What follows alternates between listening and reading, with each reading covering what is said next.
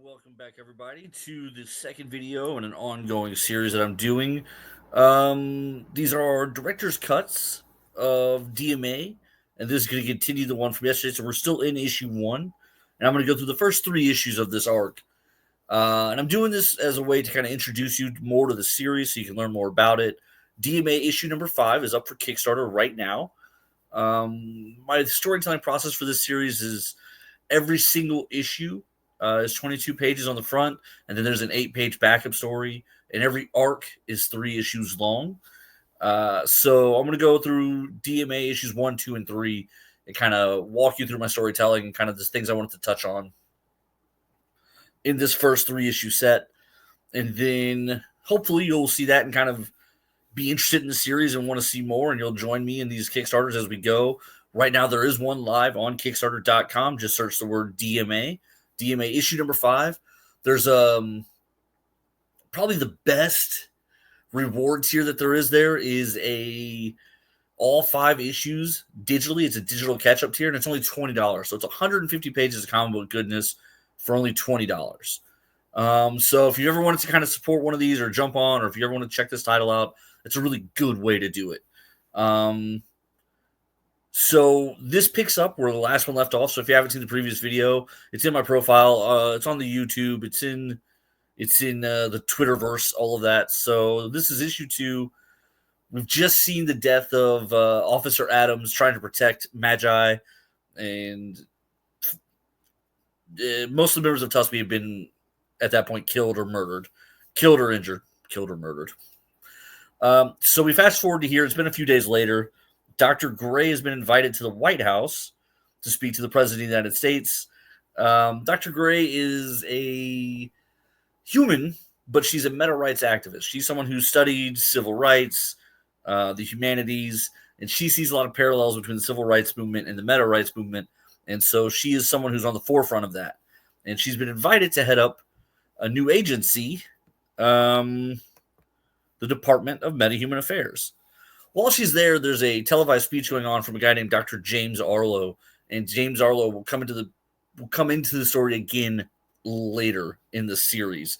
And Dr. James Arlo is a kind of a Professor X sort of figure. He believes in the coexistence, and he's on TV right there talking about there's a case going on where people found out that metas were being kept in medically induced comas to serve their prison sentences.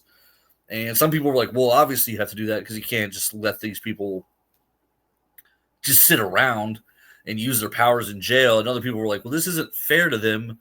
Like, that's a really scary idea to just wake up in a coma. Like, that's not cool. And so he's speaking on behalf of those meta rights, those metahumans, and what he says really touches her. He talks about how, like, the speech he gives is a speech about 2 Americas. And then she gets called into the Oval Office to speak to the president. As you can see, the timeline on getting these books made, it was so long and so few. Like, there was so much time passed between getting the first couple issues made that in these first couple issues, it starts out with probably, I believe that's Donald Trump's hand. And then there's a speech in this issue that I'm not going to talk about.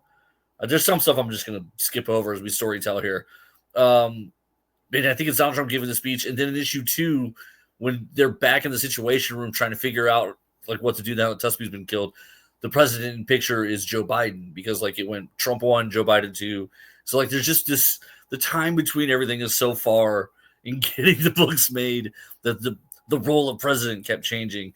Finally, Rami in issue 4 just went ahead and just made like a fictional president. It's like, we'll just use this guy from now on, which makes more sense. But trying to kind of like telling the artist, yeah, draw the president here, and they would just Google who's president and draw him, and so they kept changing. This is the key thing I want to talk about in this one. It's an introduction of the main characters that make up. So DMA stands for Department of Metahuman Affairs. That's sort of the overall structure of the book. That's what the book is about. The characters, the superheroes in the book, are actually powered marshals. So I refer to them as the marshals. And this is sort of the first time they're all in the same room meeting each other and explaining who they are.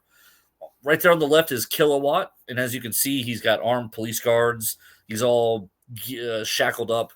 He was literally arrested trying to hijack the moon and affect the gravitational pull and mess with the trading currents of the mess with the tidal currents affecting global trade.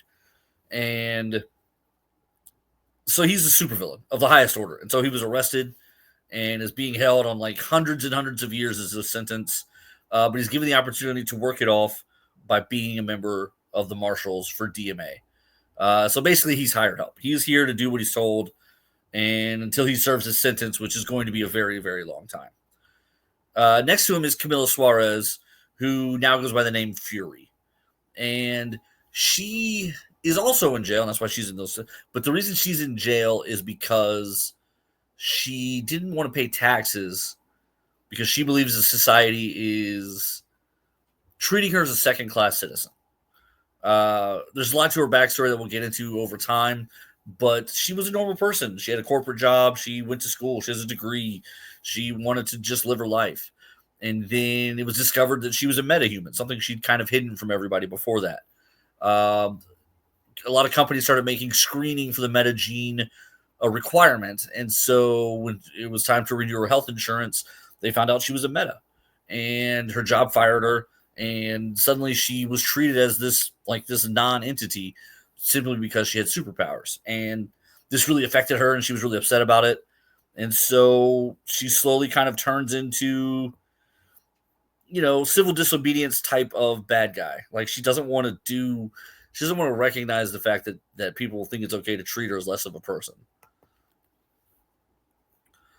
This is two-time Tony Award winner, Malcolm Lord, known as Cop-X. He is a stage actor, and when it was discovered that his superpowers, it was a big tabloid storm, and he was basically, all of a sudden, his sponsors and his patrons and the people who would, finance his plays and all that suddenly didn't want to deal with him anymore. They were afraid to be associated with him, with the meta so publicly, and he was kind of abandoned and left out on his own. And so now he's working for the government, playing the role of a superhero. But he's got a lot of ego and abandonment issues, and he deals with his mental woes unhealthily. He's got a lot of addiction issues. He's an interesting conduit. We're going to tell a lot of fun stories through. Also seated there is Nicole Steele.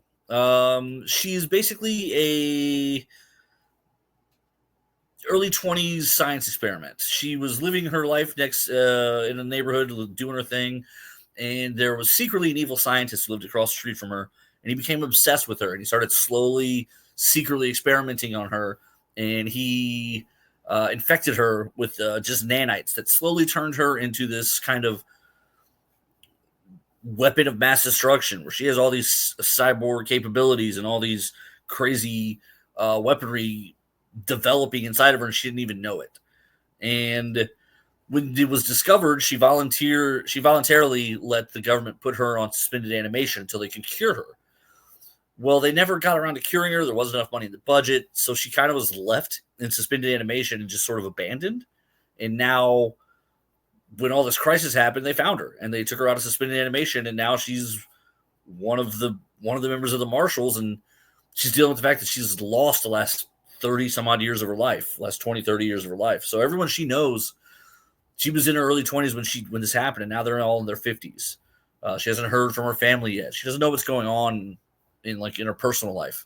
So there's a lot going on. She's kind of overwhelmed right now, and she's sort of just dealing with it. She's a real codependent person trying to find a place in all this, now totally alone. And that brings us to team leader Josh Adams, known as the Bounce.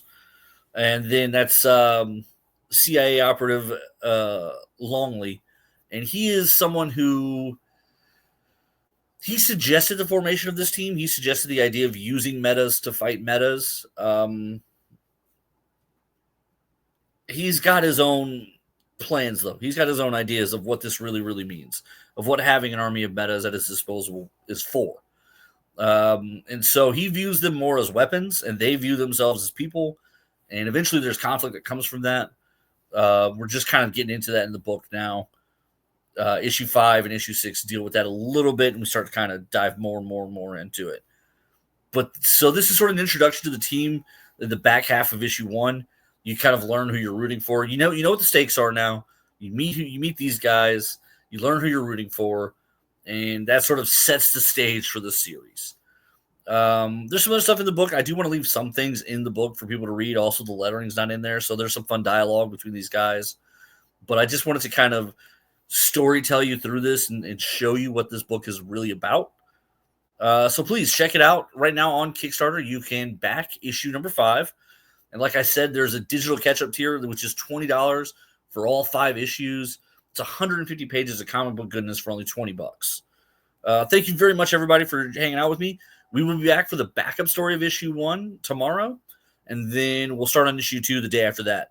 So thanks for hanging out. This is, of course, Corey DLG telling you about DMA.